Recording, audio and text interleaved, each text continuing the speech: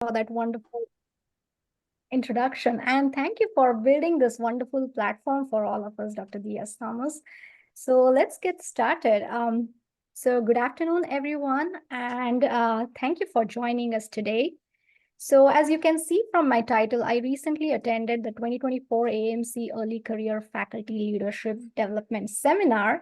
And so the first part of my talk will basically focus on an overview of what this seminar was all about, if someone in our group is interested in attending this in near future. And then in the second part, we'll deep dive into the topic for today, which is finding courage and owning your brilliance. So here's an overview. And if you look at the agenda here, you can see this seminar lasted for 4 days. There were 2 full days of workshops and sessions, and then 2 half days. And then if you look at the sessions or the topics that were covered, it was a good spread of topics. It went from personality type to time and email management. There were also workshops on academic promotions. There was a workshop on personal statement writing. There were also other interesting sessions on negotiations. My favorite was this panel discussion, as I was just talking about. This was about these leaders, and they were talking about their life journey and how that shaped up their career. And if you look at these topics, when I was trying to decide what topic to focus on for today's seminar, there were good contenders, but some of these topics were already covered at our platform here on WNL. And so I thought focusing on this topic, which is courage at work, how to speak up and own your brilliance. This session was offered by Candice Doby. She led this session. She's the founder of the Can Do company, and I found this session to be very interesting. And so our today's topic would be based on that. And so I have used her framework and built my presentation around it. And so we can start looking at finding courage and owning our brilliance. So before we move on, I would like you all to maybe answer these questions. So I have a poll everywhere, QR code here. You can either use that or you can use this link. If that is not working, we can also put our answers in chat if you would like to participate.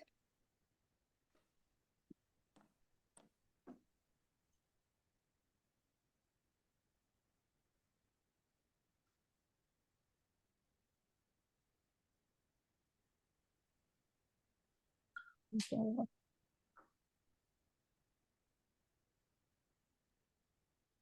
I don't think it's working for me. No. I think it's wanting me to download the app. I'm happy to use the chat. Yes, please do that. Yeah. Okay. Mine said to download, but then I had the option to skip in really small print. Yeah, this is just a yes or no answer. You can even just say it out. Let's look at the responses and let's see if we agree with this. And yes, majority of you said yes, and absolutely, this has happened with me too. There have been multiple instances where there was an opportunity for me to speak up and I did not. And so let's look at the reasons for that. What stopped you? And again, you can continue using the chat box. I can see that. And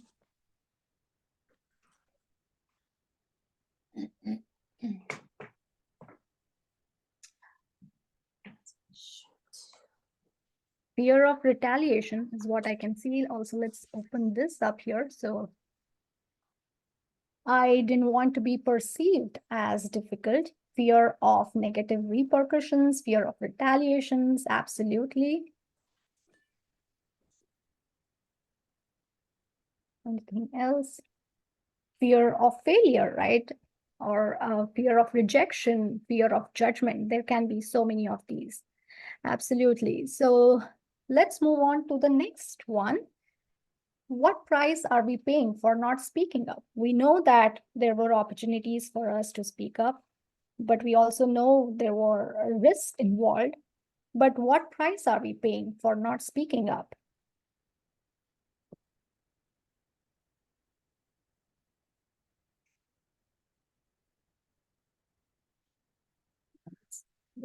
these responses again. System does not change, yeah. Allowing negative things to continue, lack of varied or diverse response, absolutely. Preventing change, yes. So we are stuck in that situation. Feeling of personal failure, absolutely. So yeah, so thank you for sharing all these perspectives.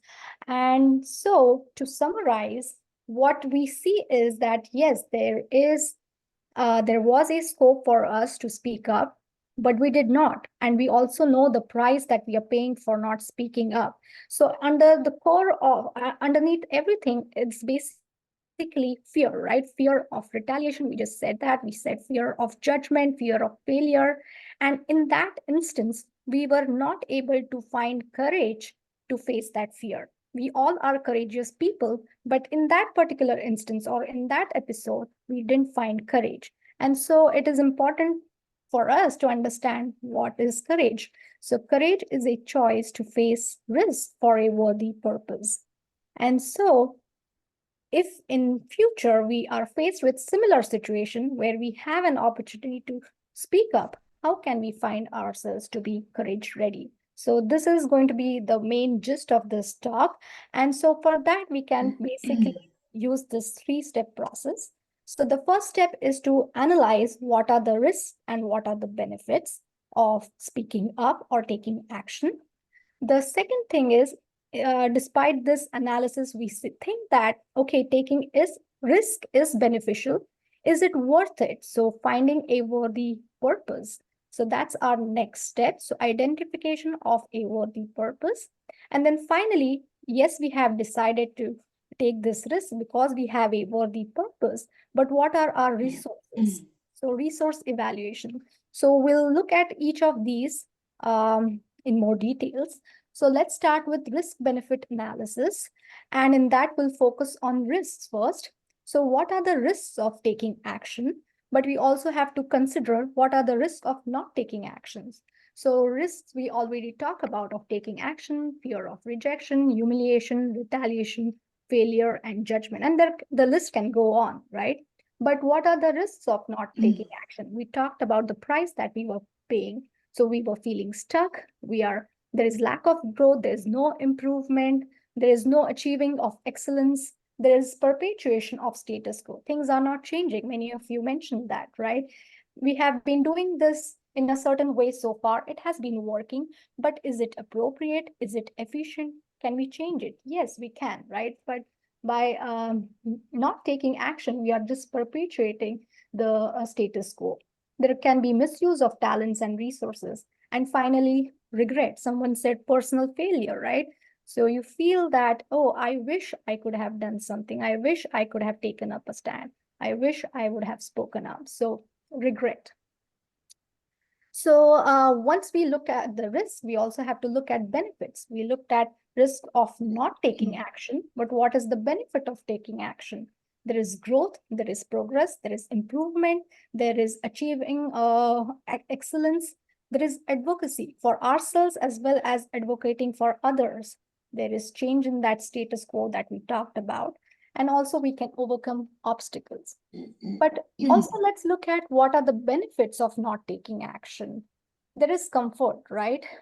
We said, I didn't want to feel like I was a difficult person, right? So you don't want to draw that unnecessary attention. That's another one. There's safety, there's security. And the magnitude of all these could be varying. When we are talking about security, it could be job security, right? So the stakes are higher here. So there are lots of benefits of not taking action as well. And then it's just easy to go with the flow.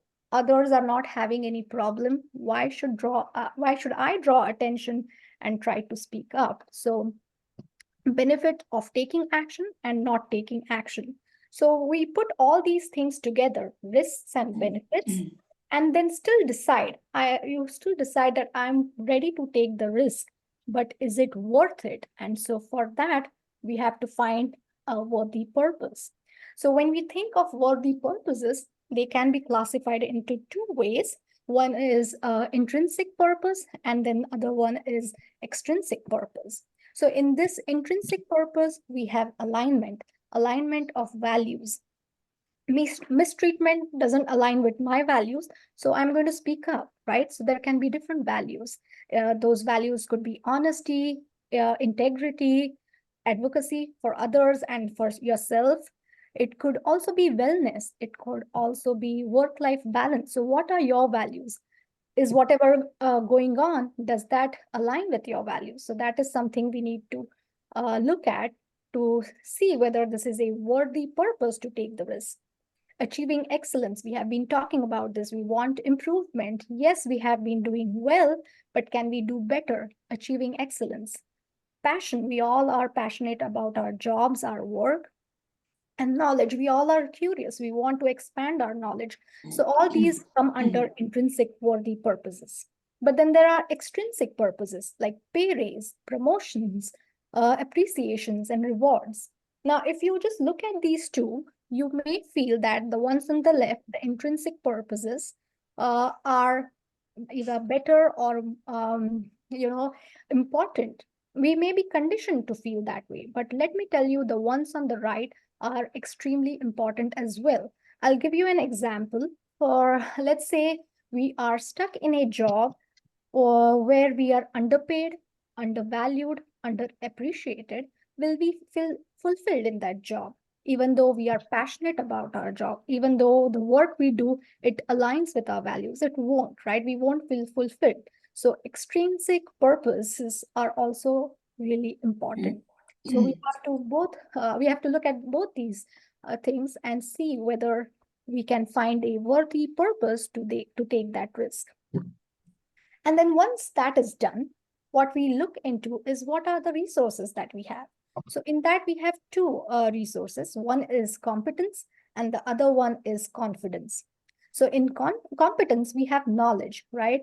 So the knowledge that we already have, or any additional information that may be required, any additional data, any additional evidence. So we collect that. Or what are the skills? What are the abilities that we have? Do I have a skill or ability to do a procedure? Do I have a skill or ability to perform a task, maybe manage a group or a team or a department, whatever it is? So I look at all my skills and abilities and knowledge to see whether I'm competent to take this stand, to speak up, right? And when I'm competent, my confidence is going to increase. And when I have good confidence, when my confidence increases, my trust in my abilities is going to increase. So both competence and confidence, they go hand in hand and they both boost each other. So both these are our helpful resources. Now, apart from those resources, there were some additional strategies that were shared. So in that, there is clarity, succinctness, flattery, people reading, and questions. So I will go through each of these. So when we are trying to speak up, when we are trying to communicate, our message should be clear and precise. We may have to provide additional data, we may have to provide background, but the main take-home message should be clear and succinct. Of course, it has to be professional as well, but being clear and succinct helps. And if it helps you to rehearse, if you have an opportunity to rehearse, please do that if that helps you. That will make sure that your communication is clear and succinct. The next strategy you can use is flattery. Again, I'll give you an example here. Let's say you have a colleague who is normally kind, you can say professional, compassionate, whatever attribute you can associate. Let's think of that. And in a certain instance, that colleague said something inappropriate or unprofessional or unkind. So how will you deal with this? So what you can use is flattery. So you start by identifying that person. So you can say, I have known you to be a kind person, but when you said, repeat the sentence or phrase that was said and say, when you said so and so and so, it didn't seem to be kind, it wasn't professional. So what you're doing is providing an identity to that person. And we as humans like that identity. And we generally try to consider ourselves as good people. But right next to that identity, you have given an example of an isolated episode where that person was not kind or not professional. So when the person is trying to take that feedback, what happens is they agree, yes, I'm generally a kind person, I'm generally a professional person, but then they have some time to think, did I say something wrong? Did I say something inappropriate? And we are also using something called as mirroring, so repeating what was said. So that gives them an opportunity to think, did I say something wrong? Did I say something unkind? Did I say something unprofessional? So this is one technique you can use. The other technique or strategy is people reading. Now, all of us use some kind of people reading. We see whether a person is approachable or not. We are generally comfortable sharing our thoughts with person who is approachable and not so much with person who doesn't seem to be approachable. But I guess this technique that they shared is one step further. And what they said was the person you're communicating with, see whether they fall in any of these categories, whether that person is fast and outspoken, whether that person is cautious and reflective, whether they are accepting and warm, or whether they are questioning and skeptical. And then based on that, you can choose your style of speech. So if they're fast and outspoken, you have to be fast and outspoken. Now, I'll be frank here, I have never used this, and I don't know whether I will be comfortable using this technique, and I can share my reservations. So one, I may not know that person, how that person is, whether they are fast or outspoken, cautious and reflective. So that's one thing. But the other thing is, if I consider myself, I lie somewhere between cautious and reflective and accepting and warm. That's what I feel. Maybe other people may not feel that way. But does that mean I'm not fast and outspoken? I can be fast and outspoken. People change. They have different personalities, and in different situations, we react differently. So when I'm fast and outspoken, it comes naturally in that given instance. But if I'm trying to be fast and outspoken, uh, I don't know if I'll be comfortable with that. But I thought this was interesting. And if it helps someone, I thought I will share that with people. And I would like to know everyone's thoughts on this when we start discussing this. But this is one way of doing people reading and communicating accordingly. And then finally, we come to questions. Now, as we were going through those risks and benefits, we were trying to find our worthy purpose or trying to tap into our resources, that internal dialogue was already going on, right? So we were talking about, what am I afraid of? What are the risks? What are the benefits? And then also tapping into the resources. What knowledge do I have? Do I have any additional information? What evidence supports this? And then we can go a step further and say, what else can be true? So we are looking at a certain situation from one angle, but is there another way of looking at it? So these are some of the internal questions. But there are some questions you can ask the other person. Let's say in a meeting, an idea is shared. You may not agree with that idea, but you can ask them to share their rationale for sharing that idea. Probably they have more evidence, maybe they have more information, maybe they have some other reason that you haven't thought of, or you don't have that information. And so it is good to ask, can you share your rationale? What evidence supports this? Can you share an example? And then coming back to mirroring, if you think that idea is inappropriate or not efficient or whatever it is, you can say, just to clarify, are you saying, and repeat the idea so that the person who shared that idea can hear it again, the group can hear it again, and see whether that idea makes sense or not. So here are some of the strategies and techniques that also fall under resources. And once you go through this three-step process of finding the risks and benefits, identifying a worthy purpose, and making sure you have all your resources in place, you will find yourself to be courage ready. And then you will also be ready to own your brilliance. So that is all I had. So I would love to know if you all have any thoughts, comments, or questions. Aditi, I will stop the recording here if you want to stop your share screen so Okay. everybody can can see each other.